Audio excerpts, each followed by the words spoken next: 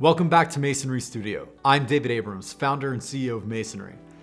Today we talk about how to take a picture correctly of a building and retail space. At the end of my summer internship at RKF, I was one of 8 interns that decided to stay on for the fall semester. A few of the canvassers, my bosses, decided to take me out for drinks. After a couple of laughs, one of them said, "All right, it's time to get serious.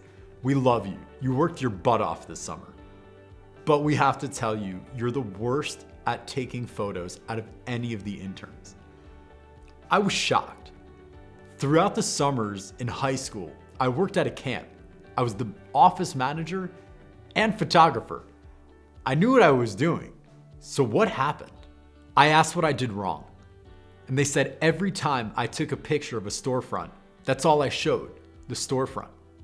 But they wanted to see the next door neighbor. They wanted to see more of the building. They wanted to see if there was a step up. I was so focused on getting the perfect crop. No one ever took the time to just show me what they wanted. Let's run through a few of the techniques that might help you tell the story you're trying to portray. If you're focused on a corner, stand catty corner. That's diagonally across the street from the corner you're focused on. If you're focusing on an inline space, stand across the street at the 50-yard line. If you're positioning the asset as an amenity for the neighborhood, try to get a picture of somebody walking with their dog or a parent pushing a stroller. If you're trying to attract an apparel tenant, wait for someone with a cool outfit on to walk in your frame in front of the space you're shooting. When we were marketing 2460 Broadway in the Upper West Side, I didn't show Sweet Green a block of vacancy.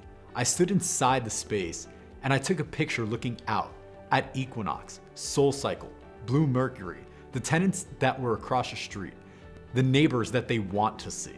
If you're going out of your way to take pictures of a building or space, spend a few extra minutes and just snap a few extras. You might get asked for pictures of the neighboring tenants, somebody that was across the street or down the block. You will save yourself some time by just taking them while you were there. Even if you launch your marketing efforts, you can always go back and take a picture from the same or similar angle. A different time of day, a different day of the week will generate a different vibe. If none of this is making sense, if you still have an iPhone 4, if you can't differentiate between a portrait and a landscape photo, hire a photographer. If you don't see the value in spending the energy on a good photo, reach out to a photographer and ask them for pricing. We want to see how you define a good picture. Drop a picture in the comments below. I'm David Abrams, founder and CEO of Masonry.